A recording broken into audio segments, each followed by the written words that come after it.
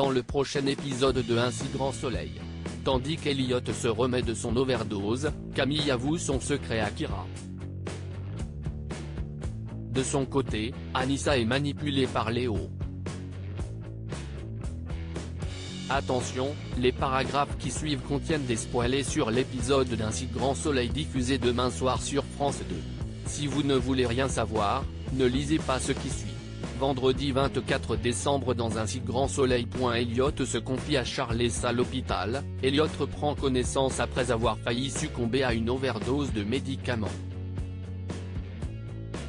À son chevet, Charles l'incitait à lui parler car s'il n'était pas arrivé à temps, il serait mort.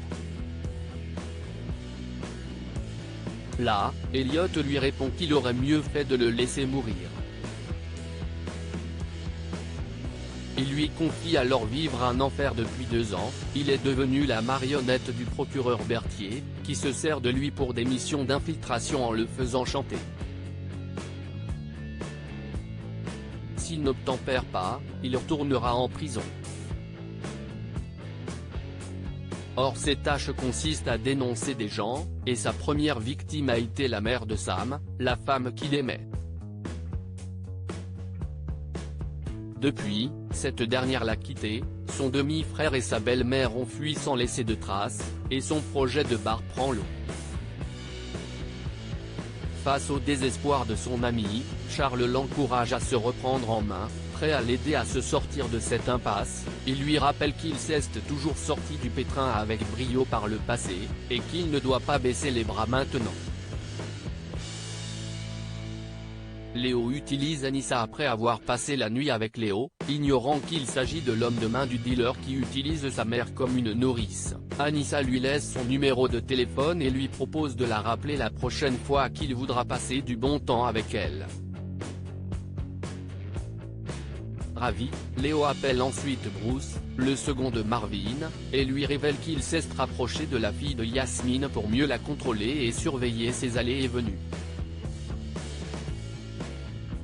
Bruce le félicite, mais lui recommande d'être prudent et de ne pas se laisser distraire. L'homme donne ensuite rendez-vous à Yasmine, et lui confie un second paquet. Désemparée, Yasmine lui souligne que cela ne faisait pas partie de leur arrangement, et qu'il n'est toujours pas venu récupérer le premier colis qu'elle a caché chez une de ses patientes.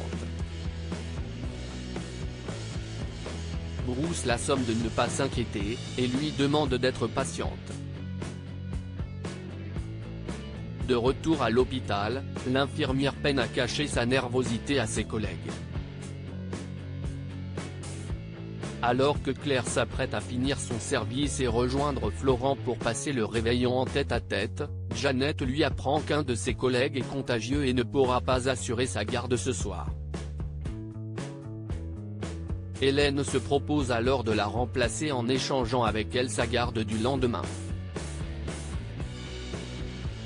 Claire la remercie et lui promet de lui rendre l'appareil. Manu reprend l'enquête sur Marvin pensant que Camille a rompu avec Steve. Manu annonce à Alex qu'il a l'intention de travailler à nouveau sur l'enquête concernant son frère Marvin. Alex lui apprend alors que la situation ne s'est pas arrangée puisqu'Elise a découvert de nouvelles planques du dealer, qui a agrandi son réseau. De son côté, Camille rejoint Kyra. Remarquant que son ami porte toujours le sweatshirt de Steve, Kyra l'incite à tourner la page et affirme que le harçon s'est montré hypocrite en se servant d'elle, et qu'elle devrait brûler toutes ses affaires.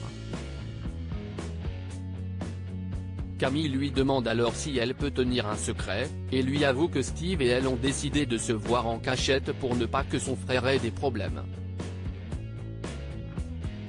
Kyra lui promet de ne rien dire.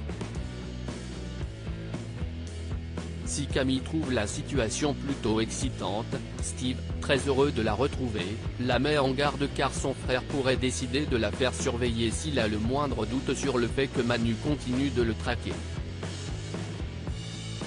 Un vol de tableau tourne au drame et à la nuit tombée, un homme s'introduit dans un domaine. À pas feutrer, il désactive l'alarme puis décroche plusieurs tableaux des murs et découpe méthodiquement les toiles avec un cutter avant de les rouler et de les ranger dans un cylindre prévu à cet effet. Son butin rassemblé, il sort de la propriété, mais ne s'est pas rendu compte qu'une caméra avait enregistré son crime. Le propriétaire le surprend et le somme alors de s'arrêter sous peine d'appeler la police. Déterminé, l'homme lui assène un coup de couteau et s'enfuit.